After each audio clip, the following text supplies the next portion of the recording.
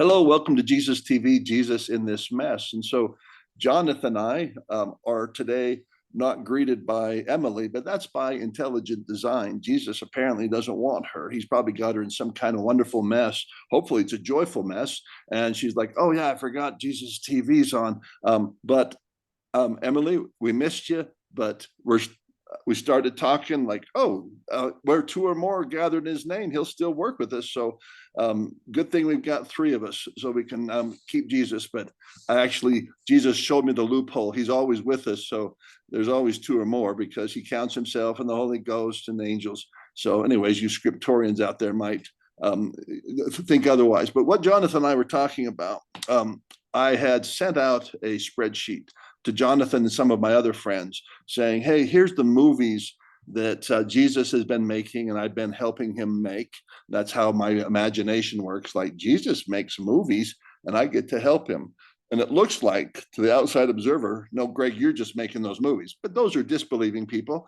And I also have disbelief. But I say, Lord, help my disbelief. He goes, okay, well then just refer to those movies as movies that I'm making and that you're helping me with, which I do. So I send Jonathan and my other friends this spreadsheet. And the spreadsheet is for them to basically track and say in this column, yes, I've watched that one. Yes, I've watched that one. And I've informed my friends, I don't care if you watch them because I don't care in Christ. There's people I love and are really good Christians who aren't watching those movies. So I just feel inclined. These are the friends who kind of occasionally follow my stuff. And so Jesus says, put this tracking sheet together so that they can mark whether they're watching these. Okay, so one of the things that, before we came on, Jonathan I'm talking about how the Google spreadsheet, entering in there and putting whether he watched it or not is kind of tedious and it's hard to do. And I told him, and I was excited about it. It's like, that's by design. Jesus does that by design, which is hard for people to believe because I had a hard time believing that this was years ago. I'm like, these movies you're making, Jesus, are super long. I mean, I'm liking them, but a lot of people may not. They like short TikTok things. He goes, this is by design. And he kind of hinted to me, Greg, this is how you separate wheat and tares. And it's not like evil people and good people. No, in this case, it's like people who are not supposed to be spending an hour watching whatever this is. They are to be turned off by that. And so he puts in men weaknesses and strengths and so forth. God does, so that my stuff will just, it's not my stuff, it's Jesus's stuff. We'll put them to sleep. They're like, oh no, I can't watch any more of this. That's by design. It's like you're in The Wizard of Oz. You come to the flowers and Greg's this big old poppy field and like, oh, I'm going to sleep. I can't watch anymore. I can't say yes whether I watch this. That's by design. Jesus says some people are not supposed to travel this way. And Greg, and so I was telling Jonathan, same thing with me. If somebody said, I made a bunch of movies that Jesus had me make with him, and they're about genealogy and how to do our genealogy, I could start watching them. If Jonathan made them, like, okay, I'm going to sleep now. No, these are very exciting. We got to save our ancestors. I don't know why. I know that's true, but I'm getting very tired. And your movies go on and on. Here's how you find your ancestors. And Greg's like, I just can't stand it anymore. It's your spreadsheet, man. If I'd totally love your movie if your spreadsheet wasn't so hard. I have to enter in this. And so we're talking about how these tedious details could be an obstacle for somebody to watching a movie. And why wouldn't Greg fix that? And I told him, I said, you ought to look at all the tedious details that I have to go through because Jesus makes movies like this. I'm helping him. And it's like, oh, you really want to bring that in? So today I was gathering stuff, very tedious. And my job as a program evaluator, the thing that lets me make sweaty wads of cash. I was telling him, my wife did it for like a day or two, and she goes, oh, how do you do this? It's just so mind-numbing, crazy, in terms of its tediousness and exactness. And anyone who knows me, if you watch my Jesus Street preaching, you're like, Greg, you don't seem very exacting, right? I have bipolar tendencies, and we all do. Whatever you're really strong on, on one area, likely you have an opposite as well. So Jonathan was saying, you know, that's not kind of how I roll, you know, sit down and get a spreadsheet and write yes to all these movies and systematically go through these. And I told him that, yeah, I'm kind of a bipolar, but I know this about you, Jonathan, because I know it about everybody, that Jonathan, like me, likes to do things intuitively. I just like to do what comes. I'm a poet. But on the other side, Jonathan has this very, and I've seen glimpses of it, very, very intricate, tedious, like, oh my goodness, I don't know who would win. Who's most tedious? Who's most exacting, Greg or Jonathan? Oh my goodness, what hoops you'll go through, Jonathan, to get things precise. Um, and he was just acknowledging, yeah, it's true. And so what we're talking about today is kind of the intricacies of the mess that is us. And one of those things that have helped me understand the mess is that there are bipolar. The scriptures say there's opposition in all things. In all things, even Jonathan, yep, and even Greg, right? So if Greg, who seems super wild and un, un unhinged and spur of the moment, does he have another side of him on the opposite that he can sometimes go to and rely on that's like the opposite of that? Oh yeah, you've probably never met anybody who has stronger ordering capacities than this guy, but it's not always called for. And so I'm one of the loosest guys you'll ever meet. How I talk and so forth. I'll come to you, Jonathan. And so that's the concept, but we were talking about a very specific thing. Jonathan, go with what you're talking about, though, because I just wanted to get you guys up to speed because we had that conversation offline. Now, Jonathan, if he held his thought, go for it, Jonathan. So I'll come back to the thing that we were talking about before we left, which you kind of brought it to that back full circle, and say, you know, when you said that, I realized that you're right. So I have stories. Like I have this feeling it's like, you know, I write poetry and I've written some prose, and you could call it, so I guess, scriptural commentary, my thoughts about the world, just commentary on the world. But the thing that's at my heart to write is these stories. And I felt stopped for years. And it's just like I try, and I go around in circles. Um, and I've started kind of accepting it. And like you said, that tediousness, it's like I heard a guy who's an author say once, you know, he's talked about how, you know, he'll spend 6 years working on a book, and he'll literally go over the same passages over and over and over and change a word, and then go back and change another word. Because and it's like when I heard him talk, I was like, oh, I totally get this. It's like, because, and that's why I dislike most movies, is because they don't realize when you write a movie, when you write a story, really any story, but especially a movie, like books are different. You got like, I don't know, you know, you could have 800 pages in a book, you know, just hundreds of thousands of words.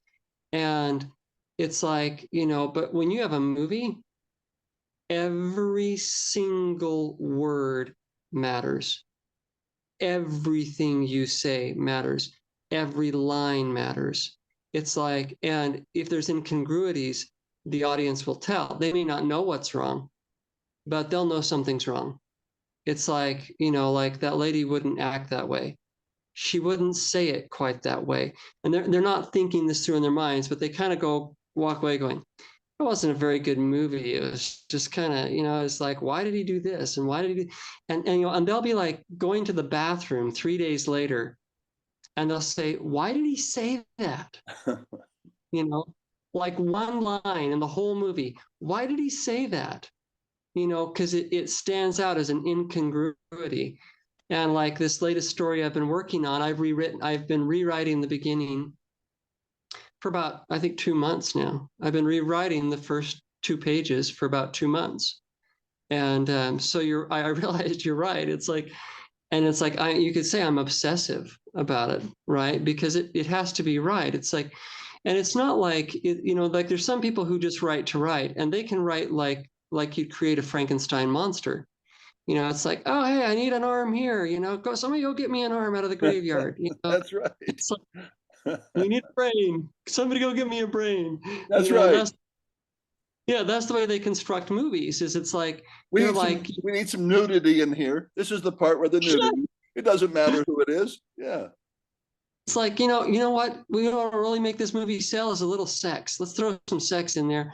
You know what? And it's like, oh, hey, let's have a fight scene here. It's like, and it's all, and people are getting tired of it. That's why, the latest Marvel movies are just tanking. It's because it's all, I'm sorry, I'm gonna swear, it's shit. Right. I really don't swear, but it's like this is the way they're writing, $250,000 movies. And that's what blows me away is it's like, okay, you're going to spend $250,000 on this movie, and you're not going to make sure that somebody, and the problem is, and I've heard writers talk about this who write for Hollywood, is that there's too many fingers in the pie. A quarter of a billion, just to correct him, it's not a quarter of a million. They spend a quarter of a billion. Sorry, you're right. You're right. $250 million. It's like, and the problem is, a lot of the writers. I'll come back full circle. Give me a second. You got me off on a subject, but a lot of these writers who write for Hollywood are talking about it's like there's too many fingers in the pie.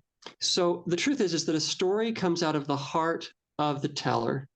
So it's a very intimate experience. It's something that comes out of an individual. It comes out of one person. And what happens is that when people know this, when they write for Hollywood, you write your story, and then you sell it. You sell it to a production studio, and then it gets raped. It just gets, like one person after another comes in and says, you know what, we should change this a little bit. We should change. By the time it gets produced, it's, and who knows if it was a good story to begin with. The person who wrote it might have been writing it like a Frankenstein monster, and then it gets changed a million times. And so by the time it comes out, there's no congruity.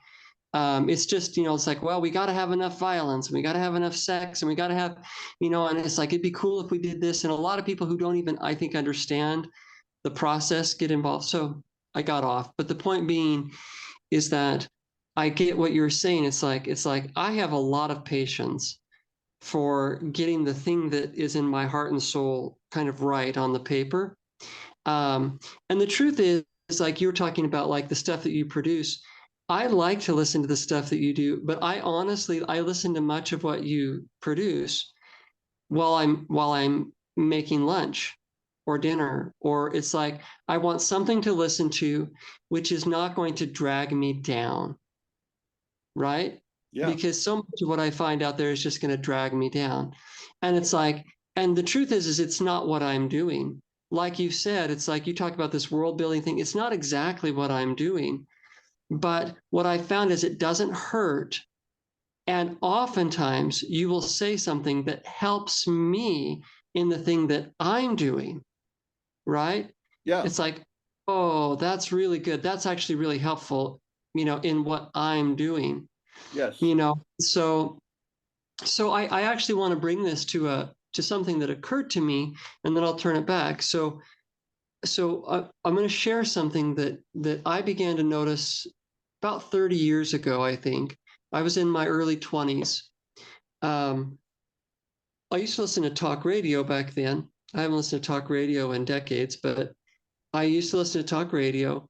And there was a guy, he's an LDS guy. He was on 96.1, I think is what it was. Anyways, he talked about it, and I've heard other people talk about it. I have a sister-in-law who said that she had the experience. So there have been multiple people in the LDS world. It's like, again, forgiveness, I hope, from those who aren't. But Greg and I both come from a background that's LDS, and many of them have had the same vision. Okay. Some have seen it in a dream, some have seen it in a vision. And what they saw was an earthquake along the Wasatch Front. And when this earthquake happened, water came up out of the earth. And it's like one place, there's a book called Visions of Glory. And the guy had three near-death experiences, and he saw this in one of his visions when he died. Um, and I'll describe it as he described it, but pretty much most people I've heard say they saw the exact same thing.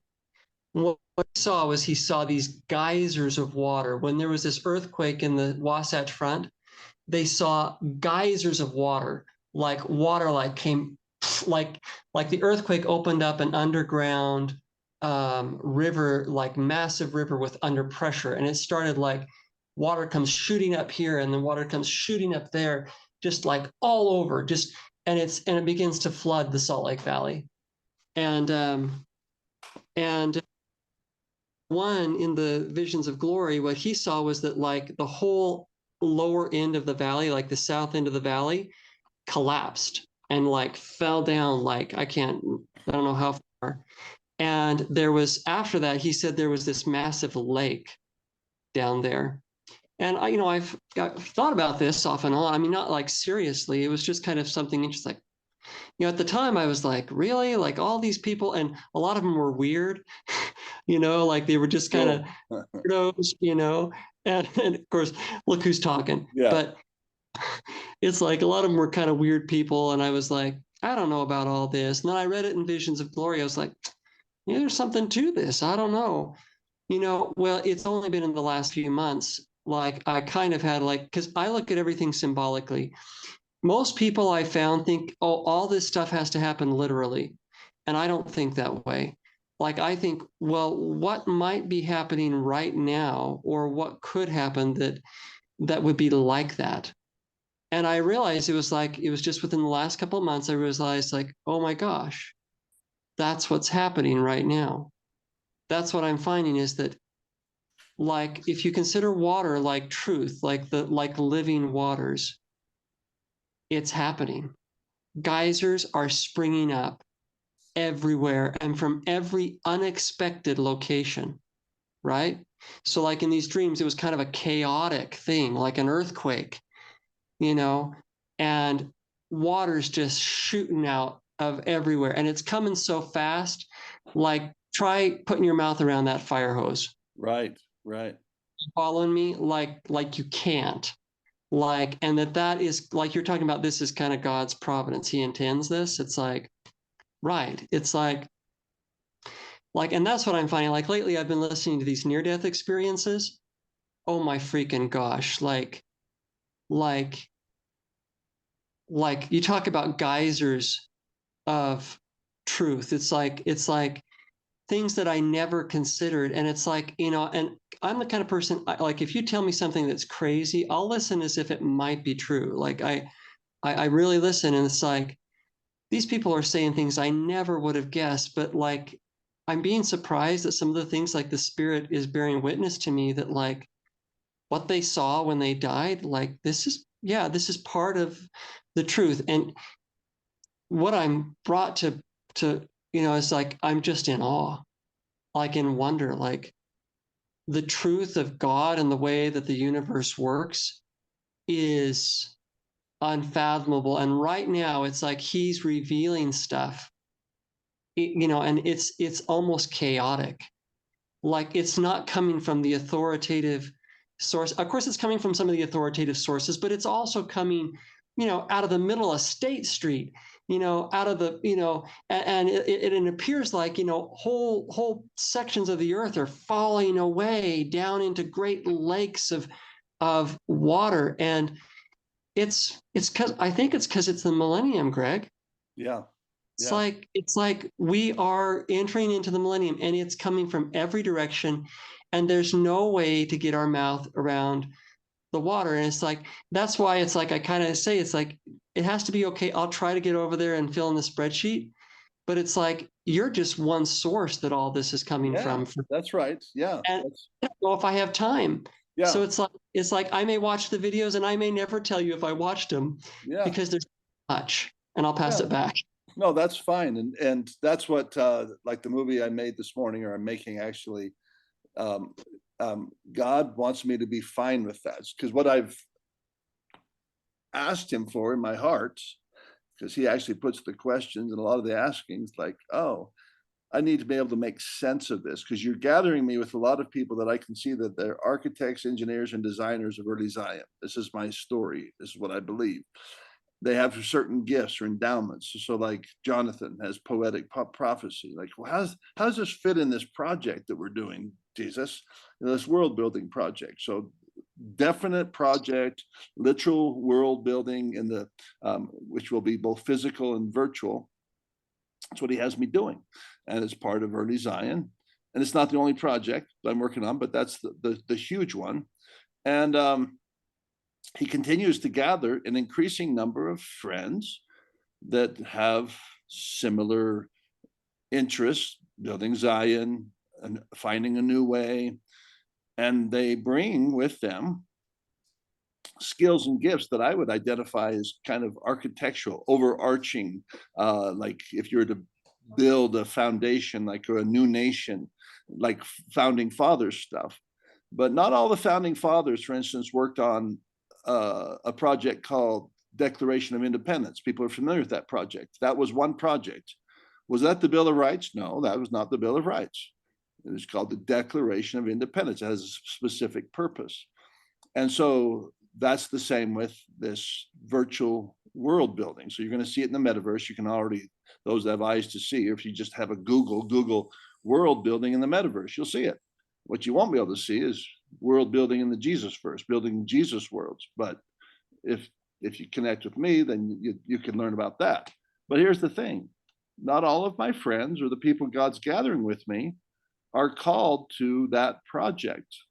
They may be called to a project like that I'm working on with Jesus, having to do with music and some hymns, new hymns.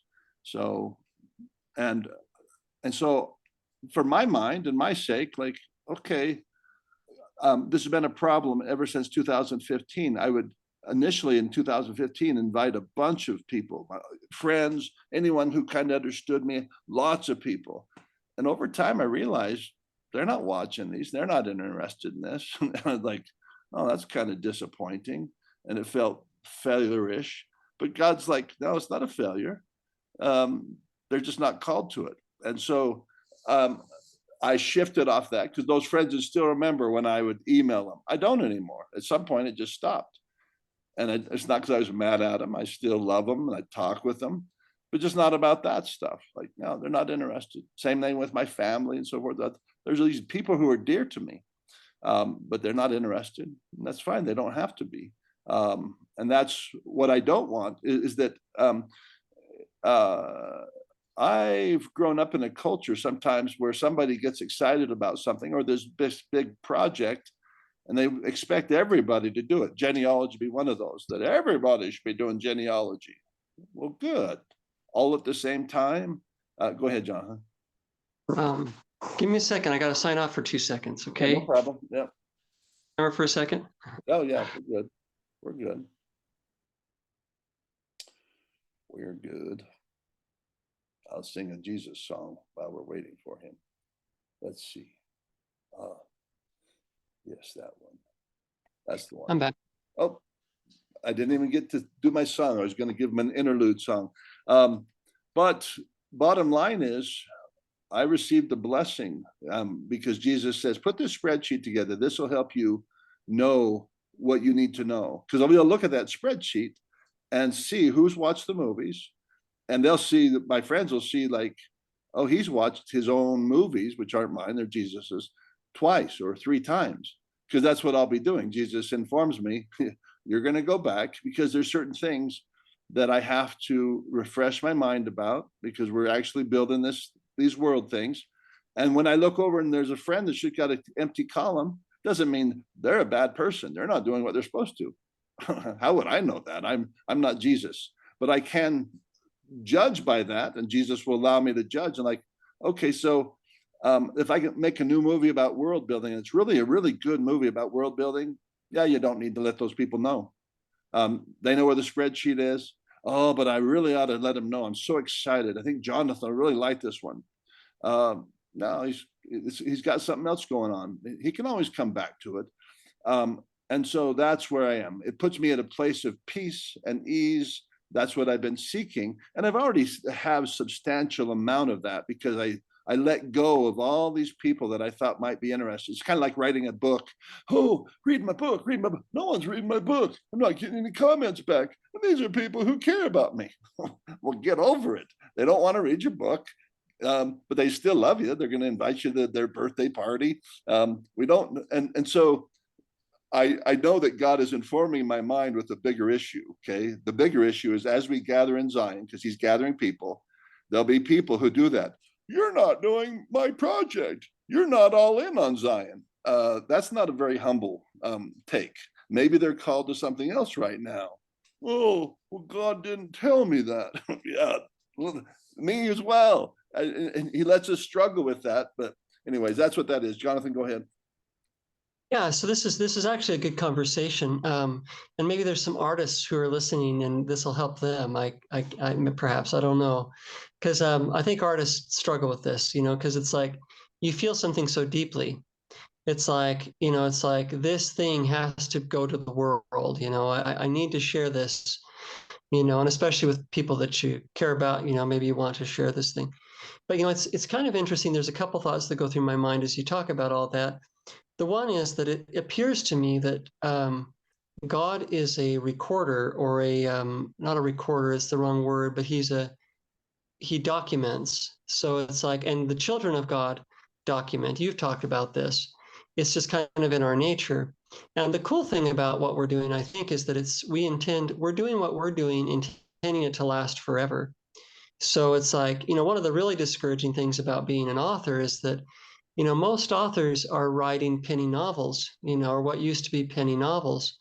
It's like they're writing something, and they really, even in the days when you would get a traditional publisher, it would come out, it would have a run, and the vast majority of books never had a second printing, right? So it's like you're really writing stuff to be consumed. It's just something to come out there. It's a flash in the pan. It's something that people pick up, they read, they forget about, um, and yet, we're writing something that's supposed to last forever. I remember some of these near-death experiences. One of them, I heard this lady talk about, um, she was shown this castle, and because she was kind of interested in medieval stuff, and I think it was Jesus that was showing her around, or an angel, and he said, "Do you want to see this?" And she was like, "Oh yeah, I'm interested." She went in, and there was a lady in there who was kind of the curator of what was kind of like a museum, and there was these different, like pictures on the wall, but the pictures were kind of like in a movie where it's like they would come to life, and you would actually be able to like, go into the picture and watch a person's life. And the fascinating thing was that it was extremely fascinating to her and to this lady who was the curator, but to most people they didn't really care. But you could literally like look in and watch in detail somebody's life. And so it's like and I have the feeling it's like these things, like the things that we intend to preserve, kind of like the Book of Mormon in a sense. It's in the earth for 2,500 years, and then all of a sudden, there's this group of weird people called Mormons now. We're like geeking out on, Nephi and Moroni and all of this, and it looked like it was just dead history in the ground you know, for thousands of years. And so that's kind of like you said, it's a healthy way to kind of, as you're creating art. And then the other part that came to mind too was like I thought about like, oh, well, okay, I think I kind of get this. It's like Charles Dickens. Charles Dickens, I try to remember what the first book he wrote was called. It was I can't remember, and if I were to state the title, you wouldn't remember it either, because you're not a Dickens geek. But there's a good chance that you might have heard of what's the one about the little boy? Um, Yeah, yeah, I know what you're speaking of. Yeah, Yep, yep. And of course, everybody has watched A Christmas Story, yeah, right?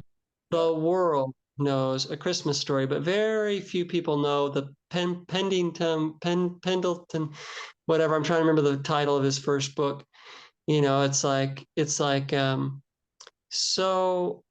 know we've talked about this before, but the nice thing to know is that it's like, the other thing I was going to say too is that also just because somebody doesn't put a yes on your spreadsheet doesn't mean they haven't watched Right. that particular. Right. Yeah. Well, and I allow for that because then they can personally say, "Hey, I've watched them all." Because even if they have watched, it's still like, "So what, Greg?" Right. I wait for Jesus. Like, does that mean they could watch them all and say, "No, I'm not building a world like you are," but I just find it all very fascinating. Well, then I know what's going on. Uh, Jesus just has them in a holding pattern. I mean, why would he have them watch those? I don't know. But what I'm what I'm trying to do is what you'll see in the secular world. Google has to spend a lot of energy at this because advertisers, they only got so much money, so much time on their hands, and they want to share like an eye trimmer, and they want to know who's going to be interested in an eye trimmer. So imagine my movie called today's movie just released was uh, Bittersweet Symphony spinoff. Who's going to be interested in this movie, Bittersweet Symphony? So what Jonathan is talking about, like, well, you need to have a better way to know whether I watched this, and Google works on this. Like, not only can we know if he watched it, but when he cut off, oh, he only watched half of it. And so he said he watched it, but he only watched half of it. Yeah, so when he puts a yes there, yes might mean, yeah, I watched 5 minutes of it, so I'm just going to give Greg a yes. And I have to leave that to, why you give me a yes, Jonathan? Well, I just want you to feel good. I feel so sorry for you, Greg, doing that weird Jesus stuff, and and I'm doing my own weird Jesus stuff. So and I'd be like, yeah, don't bother. But if you want to, fine. But what it helps me do is what Google's trying to do for the advertiser is kind of, they can look at their stats and they go, isn't this interesting that this eye trimmer, there's very few men who want to trim their eyes. And we actually advertise, part of this is men will want this too, but it's not looking like it. In fact, these men will start watching 2 seconds of it and they're out. Like, what? And so maybe men aren't ready to look really good like women. Maybe our assumptions are wrong. Maybe we should just focus on the women. So anyways, these are called marketing decisions and so forth. And you look at this, but what I've just told you is having to be dealt with not just by advertisers, but by people of faith who have these projects, huge projects. They bring a lot of energy to, and they need to, like, who's doing this work, who wants to do this work, and so forth. And so getting that kind of feedback is, I'm just saying, it has precedent. It's not an unimportant thing. And I just wait for Jesus to say where it goes, but I can feel in my soul, it'll help me. That's what, like, what's this about? No, it's not about you putting yes, Jonathan. In fact, it helps me if you watch them and don't put yes. Why? Because then I'll just assume you're not doing anything with it. And I won't, like today, I messaged Jonathan. There's two people I messaged. One was Jonathan McCormick and the other was Lyman Compton, because I thought this would be a particular interest. This is a very interesting topic, and I think these two would be interested. But if I don't see yeses, I'm like, they know where it's at. So I basically back off that energy and think, no, they already got stuff going on. Maybe they have a big tragedy. They don't need me messaging them. They know where it is. And so that's all they would need is, like, so all my friends, and my wife doesn't even know where it's at. At some point, I'll give her the link. I'll say, you'll notice that I did not put a column for you but here's all the links. But if you ever want me to put a column, fine. Well, so you don't have a column for your wife? Do you not love her as much as you do Jonathan? No, I love her way more than I love Jonathan. Okay, I'm married to my wife. But I already assume, like, I don't think she's interested in this stuff. I don't think she's like, oh, I want to learn how to build worlds. And so so God's also providing me one spreadsheet to rule them all the movies he's given me.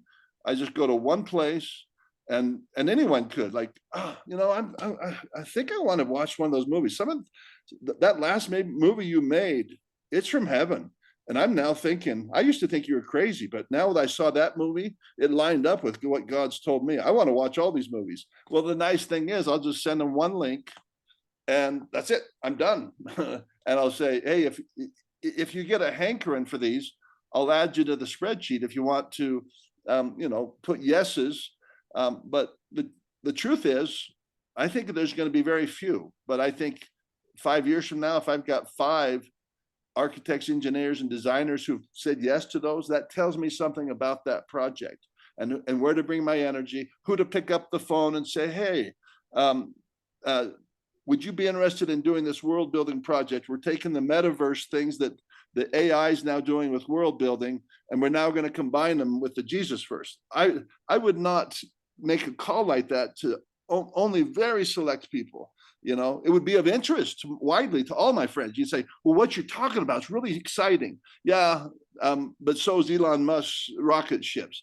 I'm not here to entertain people's whimsical excitement. I'm here to do something that's heavy lifting and not just a spectacle. So if God gives me a revelation in a movie that's just substantial, I'll be tempted to not send it to anybody. I'll just like, hey, where the movies are, because like I'm just not into that. Like, let's build this thing, and who's called to this work.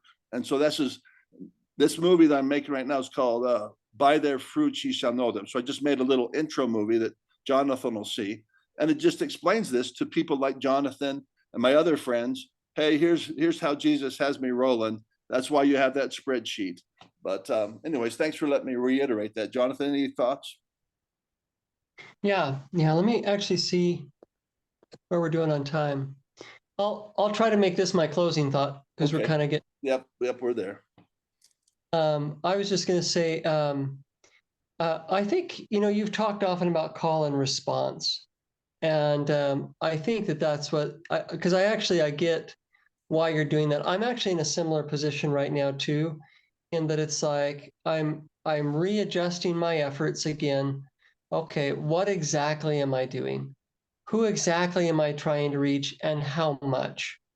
It's like I don't want to overload people who don't want to hear something every day, but at the same time, it's like I know that some of the people who don't have time to keep up every day do like to hear from me now and then. So it's this strange place. And then there's the frustration for me of sometimes that it's like I'll be using a platform that it seems obvious to me is not even feeding to people who want to hear. Like that. I found that with YouTube. YouTube, I'm discovering is kind of frustrating to me, because it's like it seems to not even the people who are subscribed, it doesn't feed them, the thing that I'm putting out that they actually have said they want to hear. And so it's a process, and I'm really curious to find out what you're going to learn through the process of doing what you're doing. And of course, I'll give you my feedback on what I'm learning. And I think the world of marketing is doing this too. It's like we're in a world now where it's like it's now individualized. It's not the big names and everybody knows the same songs. Everybody can say, 2 scoops of Kellogg's Raisin Bran because they've seen the commercial. Every single human on the planet has not seen the commercial. So it's a new world where we have a chance to connect with the people. And it's not at all a matter of who's in keeping with this great movement. It's like the movement is so beyond me. It's like it's more a matter of trying to serve those who want to be served as much as they want to be served. I think the one thing that both of us are going to learn is that it's beyond us. I think both of us are going to come out of this realizing I'm going to do the best I can to reach the people who want to be reached, but I'm just going to have to trust some divine thing, because it's like that's what I'm discovering partially. Um, and yet at this point, I still, for me, I'm in a place where I need more response. It's like I need to connect to more people who like what I do. And maybe that's part of where you're at too, is it's like, okay, I'm really getting down to the nitty-gritty. I need to figure out who's in keeping with this and who they and what kind of people though people in the advertising world will cause this an avatar. It's like there's a part of me I'm like, okay, what's my avatar? And what here, and I'll make this my last statement. The interesting thing is that the people who are most involved in what I'm doing, I'm learning I don't think are my avatar. Like, because they're receiving something from above. What I'm discovering is that my avatar are people who are searching and haven't even found, like they're not even connected to this thing that you and I are both connected to that's happening. It's like they're people who get my stuff and they're like, they don't have this other source over here that's feeding them stuff. And it's like they get a hold of my stuff and they're like, and that begins the journey for them. Fascinating, but we'll see how it all pans out. I'll call that my last comment. Yeah, no, that's good. I You like. look like you cut out. No, I'm still here. Let's see, you're okay. Unstable. We're back. Yeah. So, yeah, I think you understand, and I do that. Even like this Jesus in this mess, we are going forth not knowing beforehand the things which we should do. We feel called to it, and we're okay with, well, let's end it if that's where God wants us to. But I don't feel that. Like, no, I think this is good. It's been productive, and it's going to be interesting because I'd like, oh, this has got some interesting potential, and this is how everything that I work on with God is. It's like, part of me would like to nail it down, but it's like, no, that sounds like Nephi. Take one and take two. You are not traveling that way anymore, Greg. That you are going to find that most of what you're doing is a mystery, but just recently he took out some of the mystery of it. Like, okay, you can find out amongst your friends who is watching these movies. But like Jonathan says, well, maybe we won't mark them. Well, good. I don't care. I'm just going to treat it like you're not watching them, and that's fine. Could be like a marketer. I'm using my wife's account.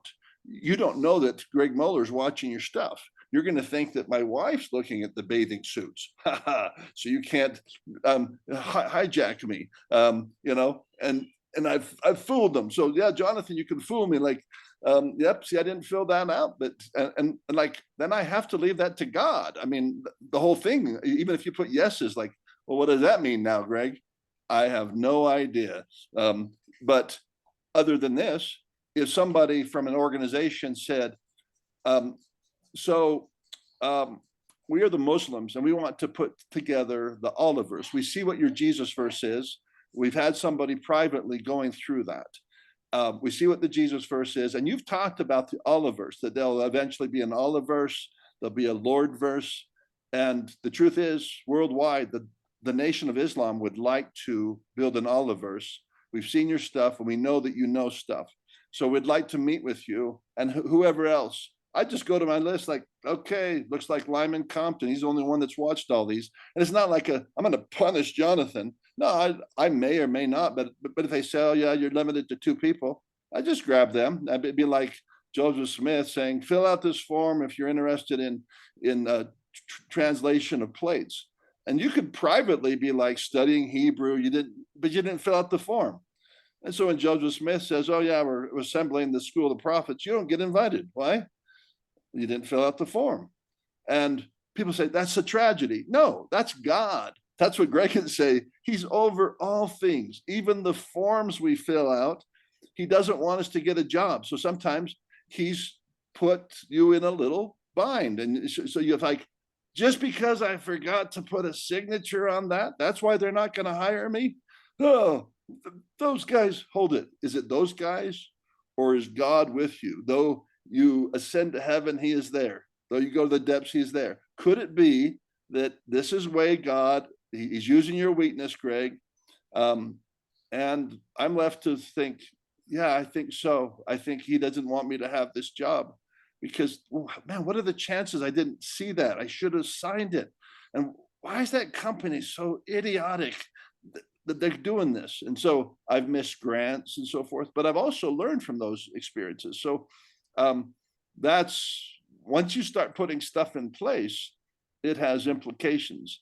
But I tell you what, it's a whole lot better than what I was running with before, where I was definitely sending things to people that they didn't want them. And I had expectations. Oh, I wonder what they're thinking of these. And I had one person say, the only reason I watch those is because I'm concerned about you. I'm just trying to check your mental health. That was the last one I sent to them. Not because I told them, oh, I'm so thankful that you do. But I'm like, yeah, I don't need that. I already know that I'm crazy, but crazy in Jesus. And I don't want this person to have to labor through movies. Are you kidding me? I'm being kind. I don't want you to have to watch 2 hours of movies. I don't think you're called to that.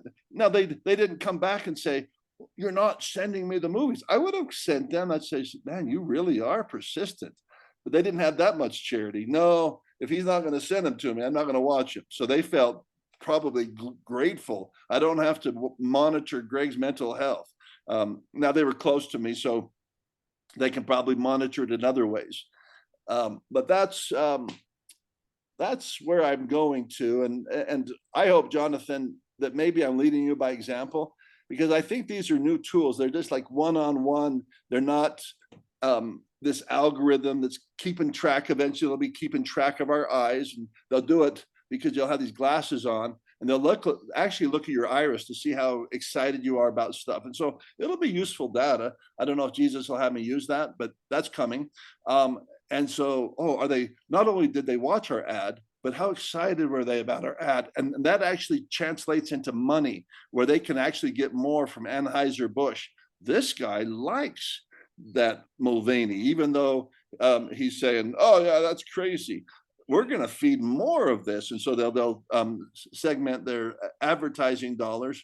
But I don't anticipate I'll ever do that kind of stuff. I'll just do this lame-o spreadsheet that Jonathan doesn't want to fill out, and he doesn't have to, because God would use that very thing to help me make my own decisions. And I'll tell you this, Jonathan, I could see in the future, if there was that, I'd still email you and say, yeah, Jonathan, he may or may not be watching these movies, but I think I need him when we go to this Oliver's thing, because he is a bridge between different faiths and understandings. So I need him sitting there beside me or on Zoom as we talk to Mohammed about the Oliver's that they want to build. And Jonathan can help translate my language. You're like, well, I didn't watch your movies. You don't have to, Jonathan. I watched the movies. I watched them twice. There's one person who's familiar with how to build this, but you're coming because I know you're familiar with elements of storytelling, movies, because movies is a big part of how the Jesus verse and the metaverse will be expressed. So anyhow, that's about as far as I want to go with that. Understanding about the spreadsheet that will help me judge the fruits, but it's imprecise, which I like. It's imprecise, and so it's up to Jesus. Jesus knows how to get Jonathan's attention. If Jesus wanted Jonathan to put yeses there, he's right there. He'll squeeze Jonathan. Does Jonathan like, I can't go to sleep because I haven't put yeses on Greg's dang spreadsheet. And then he puts yeses, and God fills him with peace. Oh, I feel so good now. Oh, why? Right. That's what Greg's counting on, because Greg's just immortal. Go ahead, Jonathan. Okay, so I was going to close with that. I'll close with this instead. So I actually thought of a way that I can do it without using your spreadsheet. And everybody can, if you want to do it this way. I'm just going to make a comment. There you go. Absolutely. So there you go. And then, yeah, that would actually make it way easier. Yeah. Than having to go back and forth to the spreadsheet. Yeah. And if you decide to do that, tell everybody, hey, look, would you please, I would like you all to watch it. Instead of, you can either go over to the spreadsheet or you can make a comment, but you don't have to tell them that. That's what I'm going to do, though, because Because that's just my personality. So anyways, I'll let Awesome. you go. No, I like it. Okay, Have a good Jonathan. Sabbath. Yeah, you too. Bye-bye.